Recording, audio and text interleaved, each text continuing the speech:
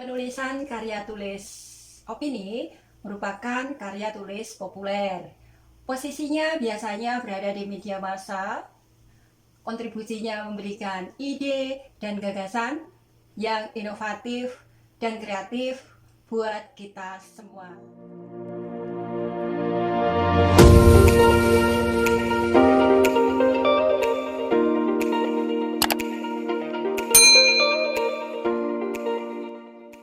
Assalamualaikum warahmatullahi wabarakatuh.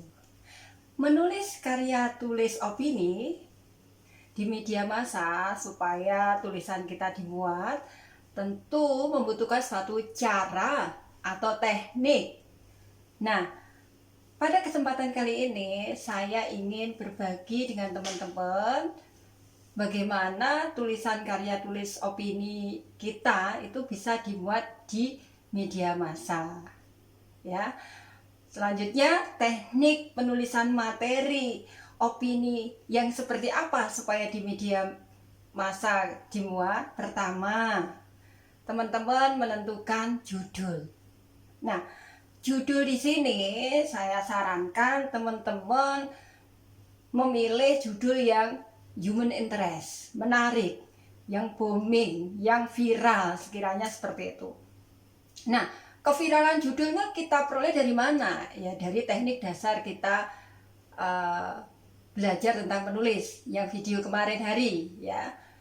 Ambil contoh misalnya tentang judul nih. Mulai kita langsung ini judul misalnya masa depan pendidikan pasca pandemi. Ya, saya ulangi lagi, masa depan pendidikan pasca pandemi atau pandemi corona maksudnya di sini. Nah, judul. Terus saya pikirkan human interest. Oh iya ya, masa depan pendidikan pasca corona ini seperti apa gitu ya.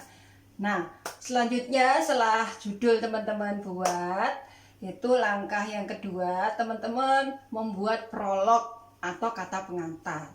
Nah, prolog atau kata pengantar ini katakanlah cukup satu paragraf. Satu paragraf ya minimal 4 kalimat atau 4 titik lah, ya seperti itu. Diusahakan jangan kurang dari itu. Jadi ada 4 kalimat. Ambil contoh misalnya, di masa pandemi kali ini ya, segala kegiatan terbatasi melalui kebijakan yang telah ditentukan oleh pemerintah berdasarkan Undang-Undang Nomor Sekian, sekaligus memberikan dampak pada proses pembelajaran. Misalnya itu prolognya, ya langkah kedua. Terus kemudian langkah yang ketiga, teman-teman masuk pada isi atau analisis. Nah, isi atau analisis ini tentu matching dengan judul. Kita langsung praktek saja. Misalnya kalau judulnya masa depan pendidikan pasca corona, ya dibuat sub kajian pokok, paling enggak ada 2 dari judul yang ada. Ambil contoh, kalau masa depan pendidikan pasca corona, berarti di situ pertama subnya adalah efektivitas pembelajaran daring. Nah, efektivitas pembelajaran daring atau online itu seperti apa? Teman-teman analisis. Ya, syukur-syukur ada data ya seperti itu ya. Kemudian sub kajian yang kedua itu misalnya bicara tentang prospek pembelajaran daring. Nah, prospeknya seperti apa?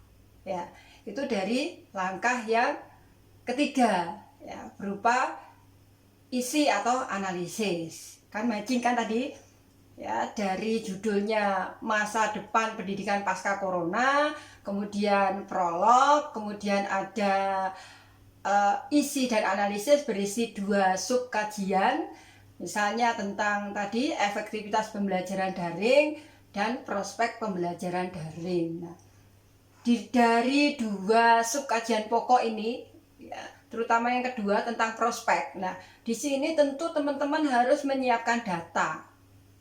Data itu bisa pro dan kontra. Nah, teman-teman itu kubu yang pro atau kubu yang kontra. Nah, sekali lagi kembali di awal, ide dan gagasan yang membawa kebaikan buat kita semua. Seperti itu ya. Kemudian langkah yang keempat, teman-teman membuat kesimpulan atau penutup. ya kesimpulan dan penutup dari apa yang sudah kita buat dari opini itu sendiri. Nah, seperti itu pengalaman yang bisa saya bagi tentang bagaimana teknik penulisan materi opini pada kesempatan kali ini. Semoga bermanfaat.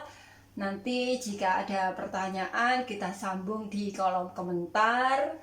Terima kasih atas perhatiannya. Wassalamualaikum warahmatullahi wabarakatuh.